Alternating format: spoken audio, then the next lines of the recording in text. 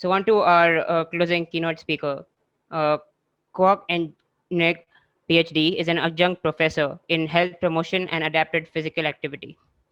He is also the vice president of the International Federation of Adapted Physical Activity and European Federation of Adapted Physical Activity. He has published over 50 peer review papers on the areas of health promotion, adapted physical activity, and the rights of persons with disabilities. He has also worked on a few hackathons with relative success. In Kwok's spare time, he is the chief historian for World Paravolley. Over to you, Kwok. Hello, do you hear me okay? Is this sounding okay, the microphone? Do you hear me? Yeah. You do. Okay, wonderful. Yeah, thanks for the introduction, and well done everyone on this this researchathon. What I'm going to do is I'm going to share a presentation which I pre-recorded, so I'm not going to be speaking so loudly, and then I'm available for questions and answers. But just before I do that, I will have to concur with what Mohammed said, that it's been really interesting to see the research proposals and the work from people over this last few days. There's a lot of hackathons out there. There's a lot of research to be done out there, and so keep on enjoying these fun weekends. Without further ado, I will share my screen, and I'm going to share the screen with the sound, and hopefully it's going to work. As I say, it's pre-recorded, so there should be volume already set on there. So what you should see currently is the PowerPoint. So if you don't hear anything, please interrupt and just tell me. I'm going to cover the rights of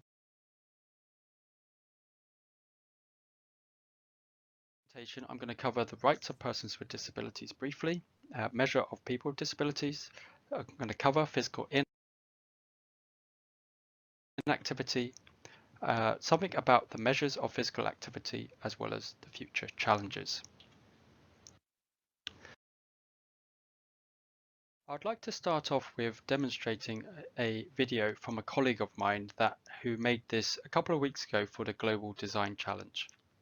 She is from the UNESCO chair at Munster Technological University and really highlights and brings forward all the latest information about the rights of persons with disabilities as well as for physical activity.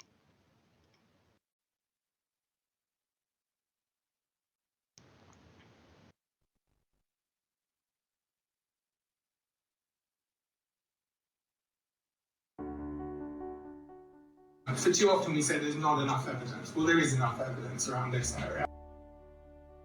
As the international community is taking action to achieve the 2030 Agenda, we must amplify our efforts to fully implement the Convention while pursuing sustainable development for our people. When I was given a chance to participate, it enabled me to stand up and have a voice, to have inclusion, full participation and equal rights. Academics, human rights leaders, and right holders are calling on us to increase physical activity levels globally. Physical inactivity is a pre-COVID global crisis which has been exacerbated due to the impact of the pandemic.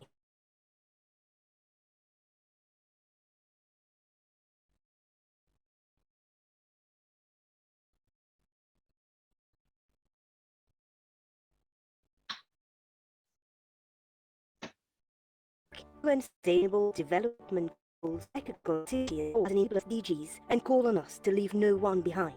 Yet, the 1.5 million people in the world with disabilities. Where have we gone wrong? Why is this still the problem? And I suppose this is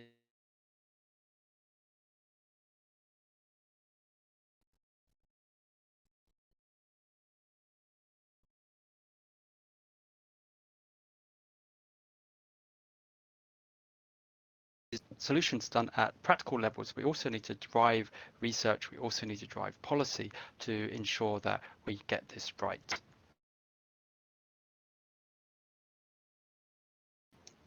So I'm going to go for advance forwards with this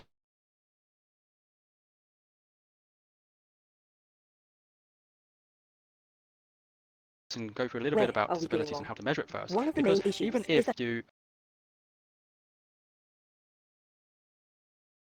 the right kind of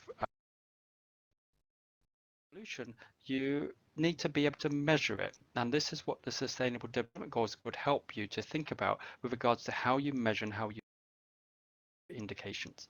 But it's also important to understand what do we mean by disabilities. And so what I have here in front of me is the years ago and the social model of disabilities, whereby people with the disabilities said that actually it's the environment that makes them disabled, not the actual health condition, not the medical condition that they have on its own. So let me just explain this a bit to you so you can have a bit of an idea if you're not familiar with this.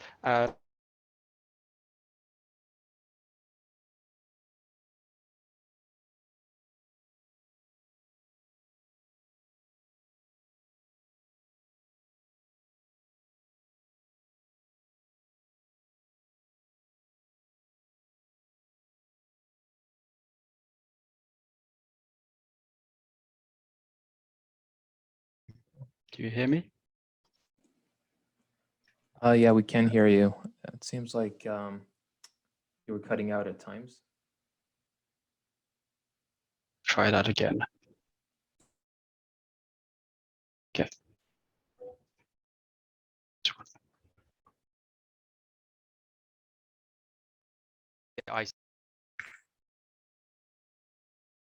Okay. Let's try from here. You need to be able to measure it. And this is what the Sustainable Development Goals would help you to think about with regards to how you measure and how you monitor and how you give indications. But it's also important to understand what do we mean by disabilities. And so what I have here in front of me is the International Classification of Function, Disability and Health. This is a framework for disabilities. And what it is that it combines what was considered the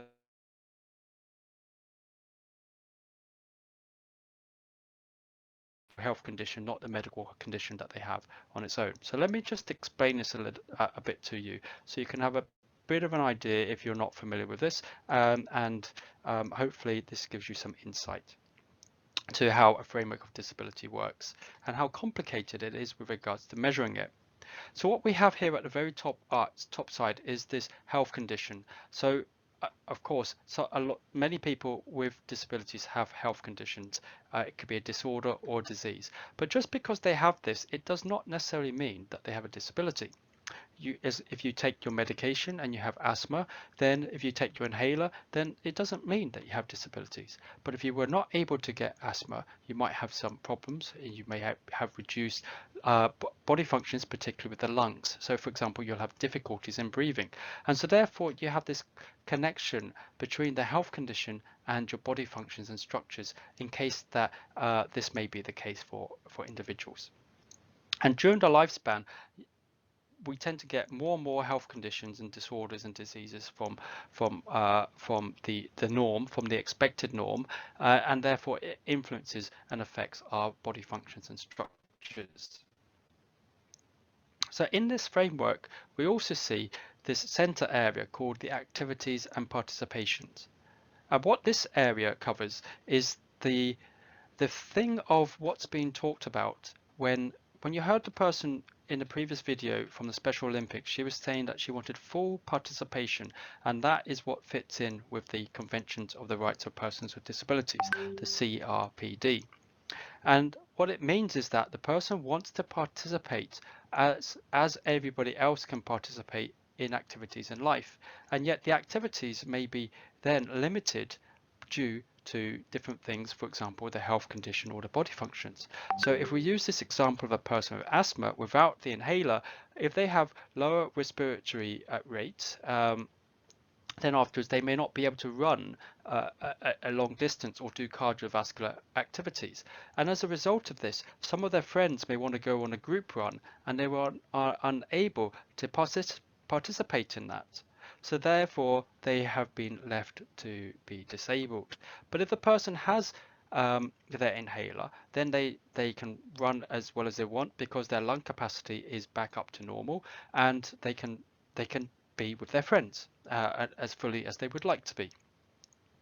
Another area is there's this consideration of what they would like to be, and this is the personal factors, which is part of the model here. And these are kind of characteristics of the person's gender, age, biological factors behind it, genetics, which some of them could be modified and some of them may not be modified.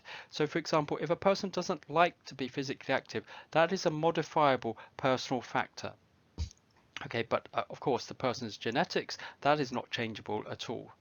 Another part in the area is the environmental factors, and this plays a key role in the social model of disabilities.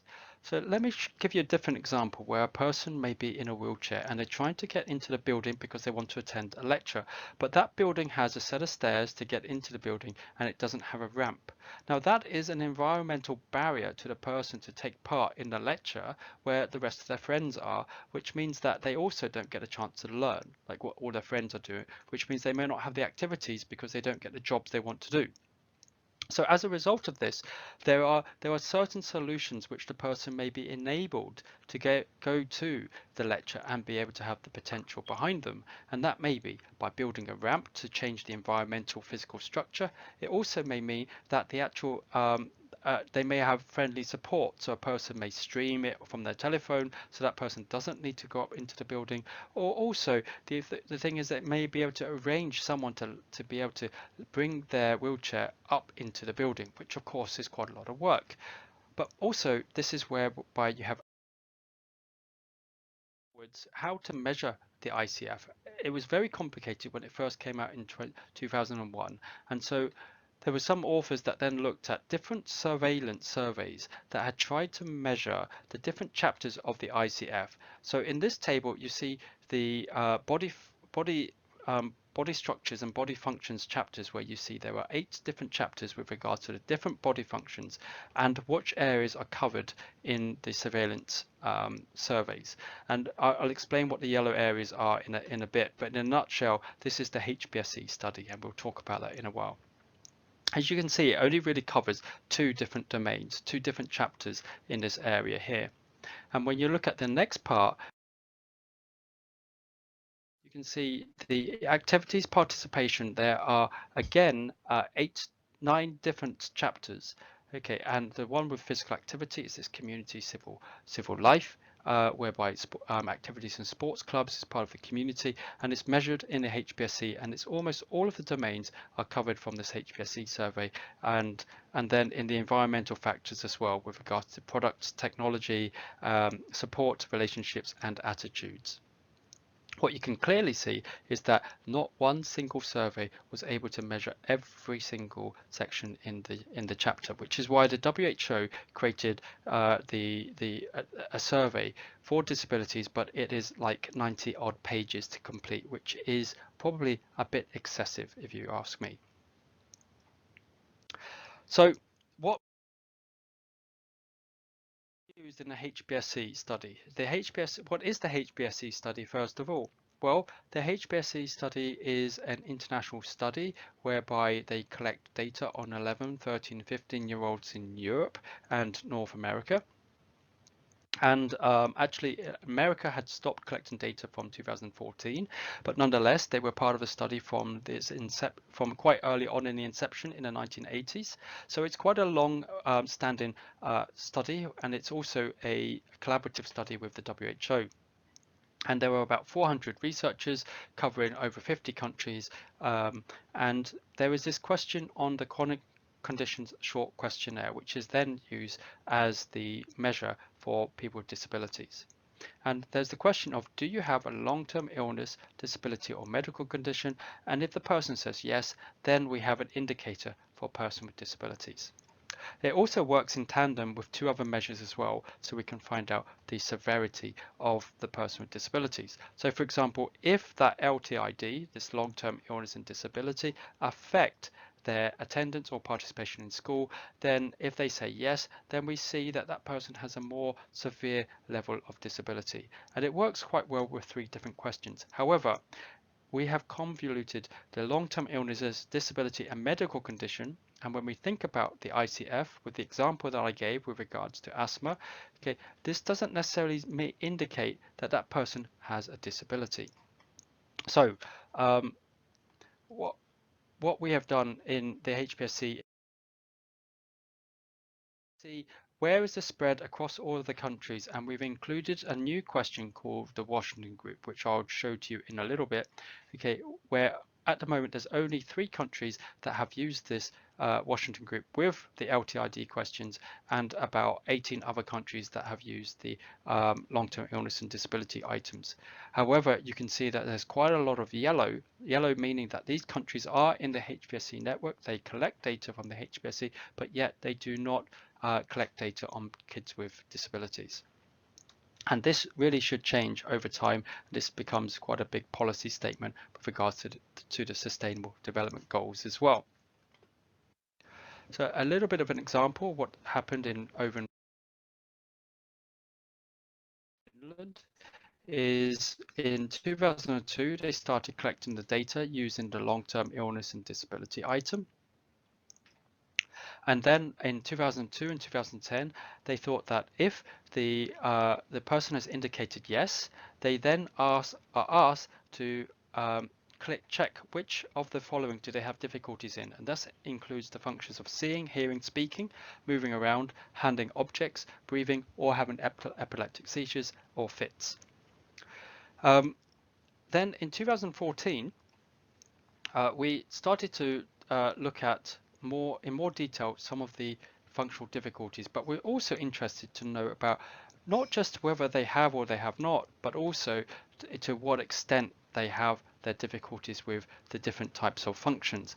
And we used the ICF measuring point on a 5-point scale, because this is what has been used for practitioners, and we set the cutoff level of between does not affect functioning and affects functioning somewhat. So anybody who indicated that the difficulties affected the function somewhat to function very much was indicated as a person with a disability, and then that helped us to understand of these different functions which ones what the person is experiencing with regards to the difficulties. In 2016, we piloted something which had combined the remembering concentration, because that was in the Washington Group. And in 2018, and since then, we've been using the self-reported Washington Group items, which I'll show to you in a little bit. The set of the Washington Group is mainly used for adults. And as you can see, there are 6 questions there. And if you're going to use a measure on disabilities, it is strongly advised to use this one, and of these 6 items for adults. The one caveat that we have with children is that the experience of remembering difficulties and concentrating difficulties are quite different for children. So what was realized was that this item needs to be separated. As you may have remembered in the 2014 item, we had these as 2 separate items, and the psychologists recommended to split that. And also, the UNICEF started to share an interest with regards to these items, and decided to make what's known as the Washington Group short set, and also the child functioning model with UNICEF. And as you can see now, we've got more items because UNICEF believe that there are more functions that have indicators of disabilities. And these include difficulties making friends, controlling your behavior, making changes to your routines, learning things, and also specifying the distance on walking, which now, instead of 100 meters, we've now set it to 500 meters. Otherwise, this child function module is very similar to the Washington Group set of questions. Also, what you may notice is that the scale has changed from a 5-point scale to now a 4-point scale, where the difficulties start with none, some, a lot, to cannot do. And the cutoff for disabilities, it is recommended that you set your cutoff between some and a lot. So anybody who's indicated that they have no difficulties or some difficulties, that's regarded as a person with no difficulties or no disabilities. And on the right hand side, if they indicated anywhere of any of these items, then they are considered to have a disability. So they may indicate one, that they have a lot of difficulties in seeing, but none for everything else, then they regarded to have disabilities. And that's the current methodology with regards to measuring disabilities. I'd like to move forwards now onto physical activity and physical inactivity. So the WHO recently published the new physical activity guidelines. And what you can see in this figure is the inclusion of sedentary behavior. Okay, and what it looks like, this is where you have low energy expenditure and a lot of people are spending a lot of time being sedentary, particularly during a pandemic. So the guidelines are stating that if there are health benefits when you do any increase of physical activity, and therefore this logo of every move counts with regards to your health benefits, and these benefits are enormous. They are health benefits to yourself, for your physical health, for your mental health, for your social health.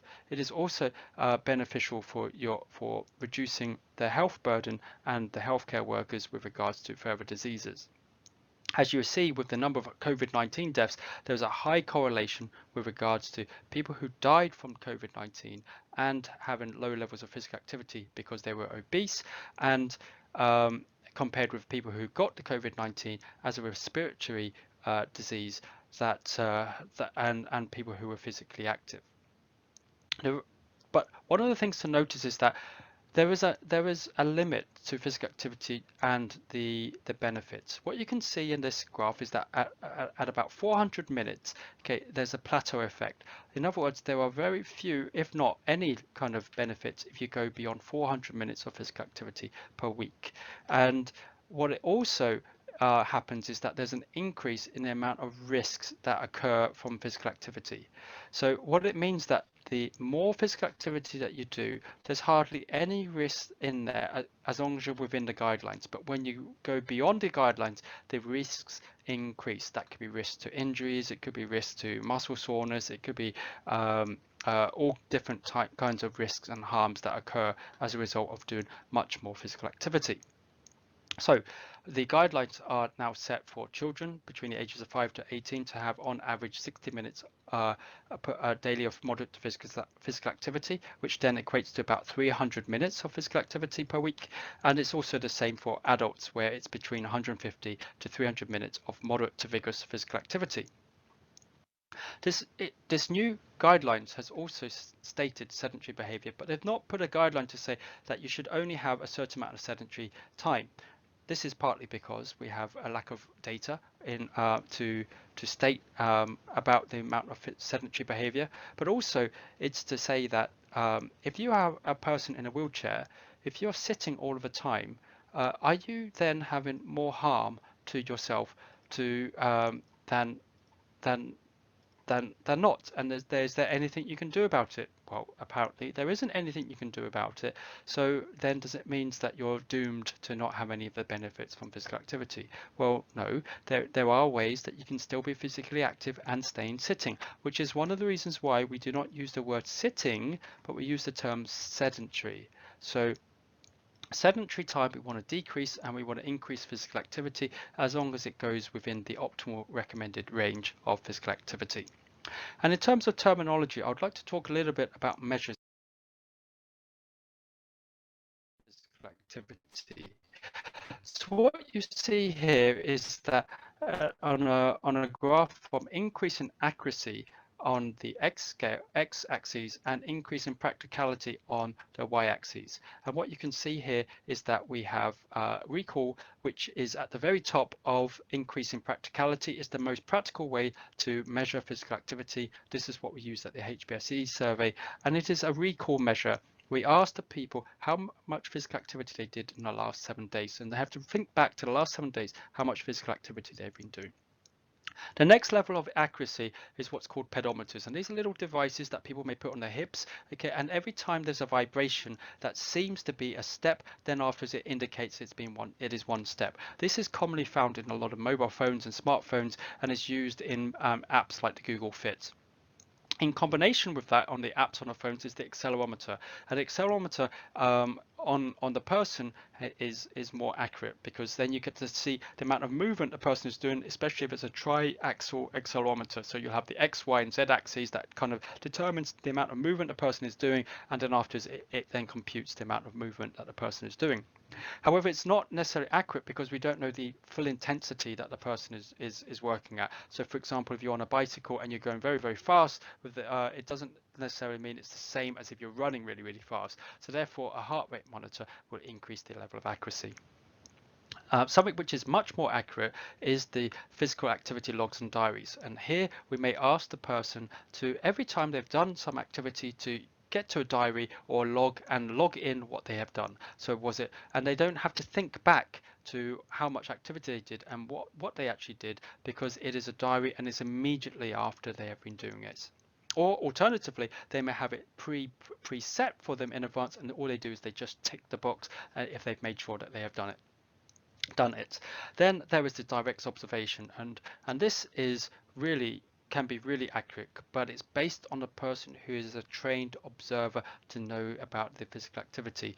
And one such way is the SO-Play protocol. So if you have a look at SO-Play, this is a really good example of direct observation for physical activity measurement. And the last and the gold standard and the most accurate, but also the least practical, is this doubly labeled water, which is usually done in the laboratories. Now, one thing I mentioned was the terminology problem. So this chart was devised quite a long time ago, before we really had a proper understanding of the accuracies and inaccuracies of physical activity measures. And so now, if you look at this corrected terminology, what you see is that we've replaced pedometers, accelerometers, and heart rate monitors as a device-based physical activity measures.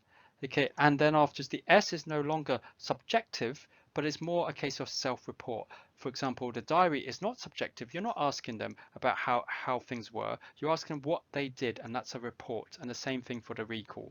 And then your only objective measures are the direct observation and doubly labeled water. This is a common mistake in the physical activity field, and it's only recently are we starting to realize that we must use the correct terms when we're talking about these device-based measures, because they are very far from being objective. For example, if you have an accelerometer and you're measuring the amount of movement that the person has, but they're sitting on a bus, and if they're on the bus and it's bobbling up and down, then afterwards it is what's called noise, and they're not moving, okay, but the accelerometer is indicating that there is some kind of movement. So as a result of this, it is then tailored by the researcher who looks at that data and subjectively decides whether that becomes an in data or not. So that's why we call this device based, and that's where the level of accuracy is slightly lower than other areas as well. So I would just like to finish off with some of the future challenges, and I'll cover this very briefly. The first challenge is finding ways to promote physical activity among people with disabilities. WHO released this Let's Be Active systems approach to physical activity, and what you see here is that there is a need for intercollaborations with different sources. There is, on the top left hand side, there's this creating active society, so people around you have to be physically active. There's also the environment, where people have to create an environment to be physically active, as well as there is the need to create active people, and as well there is the active systems, which is left at the policy level. All these interact with each other in different ways, and all these are important aspects to consider when promoting physical activity. But also, more importantly, you've got to consider that for people with disabilities. Even when you expand to the advocacy level, even if you try to strengthen the policy by having indicators, and even if you create financial mechanisms to make it free for people to do physical activity, you also have to consider what kind of money is needed, for example, equipment to do physical activity if you've got a different type of impairment. And there's also this common notion that if you're trying to promote physical activity, that you have to avoid the one-size-fits-all approach. What you see here are the 4 common labels for people with impairments. For example, you've got cognitive impairment, you've got the visual impairment, hearing impairment, and the physical impairment. And when you design your programs, you may have to indicate which types of people are you working towards, or are you trying to cover everything all together. And if you are, then afterwards you have to make sure that you are able to encourage the people that are your stakeholders to also be part of the design to do so. And this follows up with recent finding that Professor Jeffrey Martin and Drew Martin reported, which is basically saying that from APAC, which is the leading journal on adaptive physical activity, is to say that in the last 20 years, many of the studies detected small to moderate population effect sizes. What this means is that we have very low confidence in their findings of whereby people say that, well, they tried this experiment and that worked, and they try to generalize it to say, well, it would work for all people, but actually they don't have this large enough sample size to have to say that with confidence, and they should actually be reporting that they have small to moderate population effect sizes. So when you design your studies, try to make sure that you have sufficient amount of power as you do these studies. And this may be related to the previous one, which is not one size fits all. And the final challenge I'd like to raise is that we've got to make best use of the technology where appropriate. Okay, so as technology becomes very much advanced now, it's possible for us to try to make this possible. And as you can see, the devices may be for all different types of sources. They may be for the practitioner, for the health nurse, a person may wear a garment that will give different indicators and metrics, or there may be something whereby it is a wearable, a robotic, and as you can see in this situation, it is a robotic arm for a person with an amputation. So there is so many more advances in the future to try to make something sustainable and to encourage more physical activity so that people can live healthier lives. I'd like to thank you for your attention. I find disability measures to be completely amazing, and I find it's also a maze where I constantly have to ask, what is the purpose, what methods should we use, and what are the ultimate goals? Thank you very much, and I'm open to questions. Okay, all right. So I hope the technology problems that we had have been overcome, and I hope you've been able to follow on with the presentation.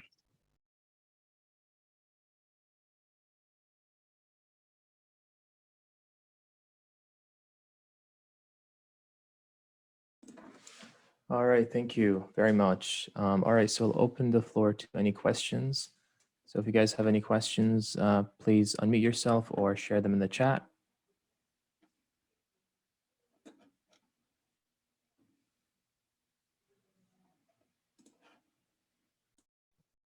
I have a question. So in your presentation, you mentioned talking about making sure solutions are either targeted towards a specific audience and adjusted so it's not a one-size-fits-all solution per se to try and tackle all problems. Now, how would this work against different backgrounds, such as racial, where disparities might be different in accessing care, even across disabilities? If I've understood your question, you're asking about this intersectionality of you have people with minorities and we have what's called disaggregation with data. So if you have a health promotion program, you tend to have what's called disaggregated data. So you might have you've got the general data, and then you might have data for men and women. You might have data for old and young. You might have data for rich and poor. You might have data for different types of racial classes. You might have data for different types of preferences, but also you might have data for people with different types of impairments or disabilities. So is that what you mean of then how to overcome that challenge, or did I misunderstand your question? No, you understood it.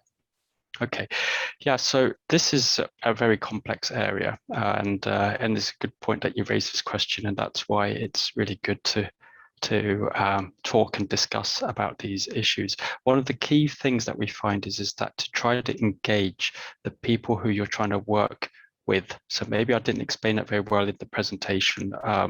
Maybe there was some gaps between some of the slides, but the idea is potentially your first level is always to work with that community, and there's the phrase and say of nothing about us without us. And so always try to, whenever you have the idea, is to bring the stakeholders in of who you're going to work with and ask them, does it work? What are your thoughts about it?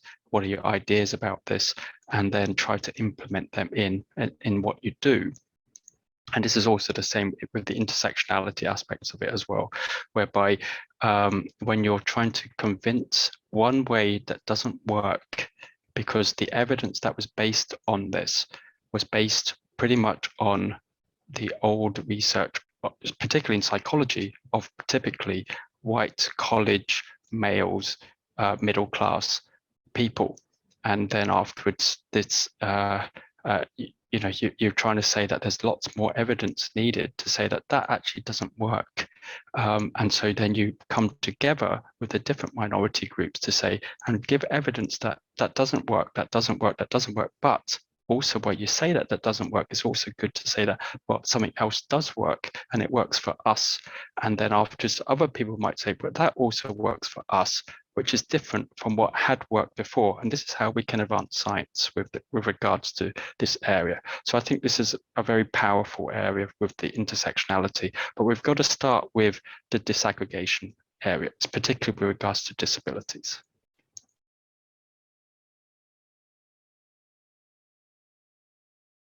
I hope that's answered your question. And I'm just going to put in a link to how you can download these slides from SlideShare. I see that Joy has also raised hand. Yeah, thank you, Mr. Adig, for your presentation. It was really informative. Like, I learned a lot about the topic and I didn't really know any of it before. My question was, where did you get your inspiration to do the work on disabled members of the public, and also especially like children in physical activity? Good question. You're asking a personal question, and it's there's some people go into the research because they have a personal vested interest in it. For example, they might have an impairment, so they work in disability research. Some people may do that because they have a family member that has a disability, so they start to work in that. I don't have either of these two. What I have is experience of working with people with disabilities, and I find that more fulfilling in sports and physical activity than working in the general population. I've worked at international level. I've also worked at community level, and for me, it's much more meaningful to see someone smile from doing the activity than for someone to win a potential like a gold medal or something. So in actual fact, there's less. I don't know how to put it, but it becomes quite political in the sense that when you work at elite sports, there's a lot of questions about why are they elite. There's a lot of questions about the money, about whether they deserve the money, and things like this. And it's a little big headache. I prefer to work with regards to the areas where it's meaningful for communities and for societies. And yeah, so it started from that, I suppose, and it's just developed and built on from there. So if you're interested in that, then hopefully you find some inspiration too. Well, thank you very much for answering my question, and like your really great presentation and all the work that you've done in your field. Okay, my pleasure. Yeah, so there's two questions I see in the chat box. One is about, it's a very important topic, disability studies and data implementation into society, needs more and more attention. I would like to ask a question. The activities were defined in the questionnaires. I mean, when the question asked barriers to activities, then was it described what was being accepted as activities? So from the Hbsc study, it depends, because we look at the different social determinants of health. Now, I didn't have time to cover this aspect of it, but it basically means that health is just more than just an individual person. It means that there's lots of things around the individual that makes them healthy or not healthy. And these are called as social determinants. In a very nutshell, I would recommend that you have a look into the social determinants of health. So we're limited with regards to what we can ask, but in terms of activities, that can mean lots of different things in how we do with regards to research. It might be physical activity. It also might be to do with substance use. It might be to do with having social time with your friends and trust with your family. It might be with regards to smoking. It might be with regards to intimate relationships. So these are all types of activities. And when you look at the ICF, if you have a look at the ICF from the WHO, that's the International Classification of Functioning, and there are different chapters of different types of activities and participation.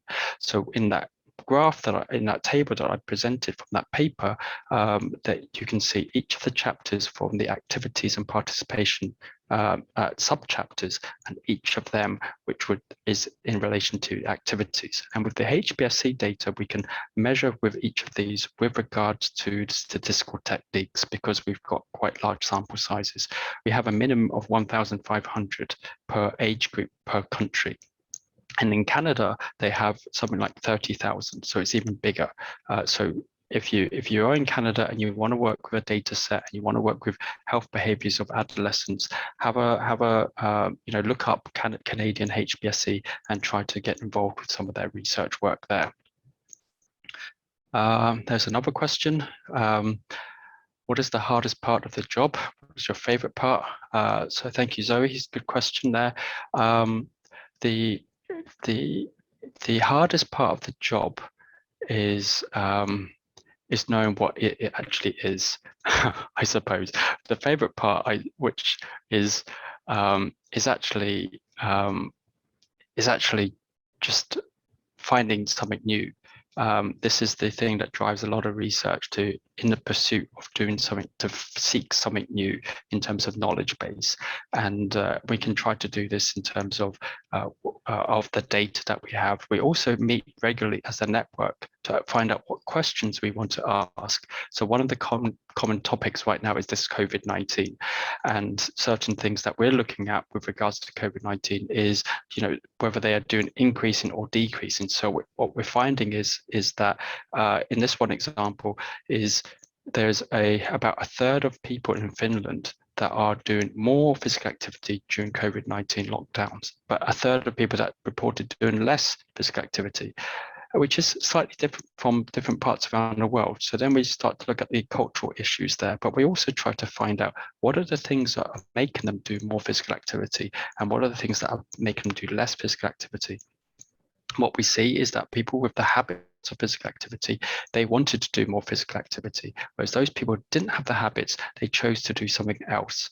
And then, so these things can help us reinforce this idea of how to promote physical activity, and then afterwards we can try it out. And that's one of the hardest things. It really is to implement the science and the findings that we have.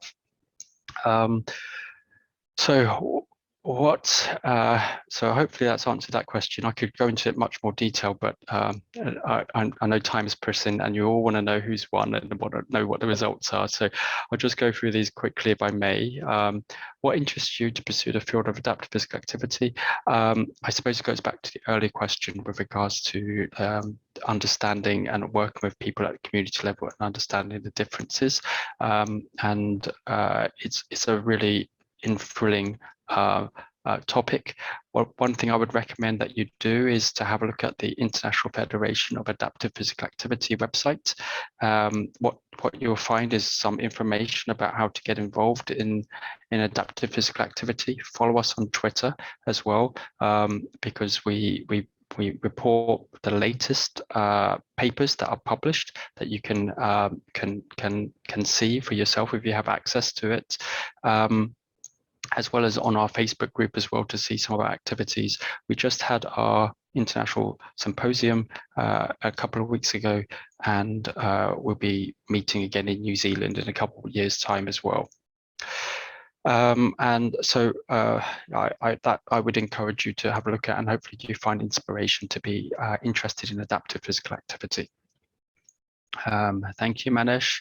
And is there, I don't know if this is a private message or whether this is something I can report publicly. Calvin, would you like to just let me know if I can answer this directly, quickly? BJM is asking, do I have tips for giving out great speeches? Yes, practice. That's the major tip, is to practice what you're going to say, and practice and practice and practice, but also keep to time. Okay, if you see TED Talks, okay, they're restricted to a certain amount of time and they have a timer in front of them and they need to keep to time. Nobody likes a speech where you end up talking for too long. So make sure you keep to time and make your practice and practice and practice. Yes, so just the question was, is there patient-reported outcome measures, or is it different type of self-report measure questionnaire? So there are patient-reported outcome measures. This is called the PROMIS. If you look that up, you can see a set of measures for that, and how they differ from self-reported questionnaires is basically one is in a clinical setting for the patient-reported outcome measures, and the other one with the self-reported questionnaire is what we use with regards to health behaviors. So you can combine the two together, and this is where you have the multidisciplinary approaches with regards to finding out some of the social determinants of health, but also with regards to some of the clinical issues that the person needs support for. Okay, so thank you for the links on there. There's some really good links with regards to the IFAPA, the International Federation of Adaptive Physical Activity there.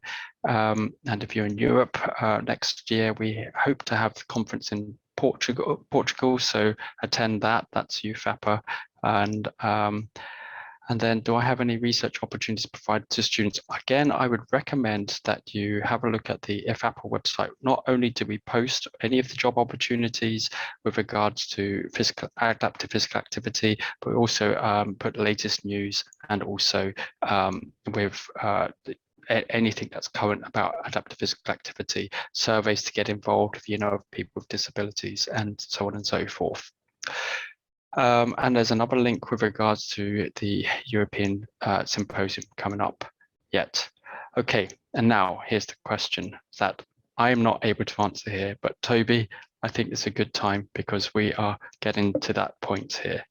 Okay, so again, thank you very much, organizers. Mohammed, Hamed, thank you very much. It's been really good to be on this, and it's really good for you to set this up and to support the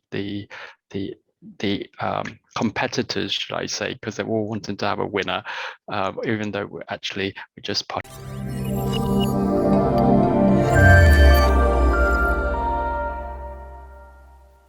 participants of this Researchathon. Thank you very much.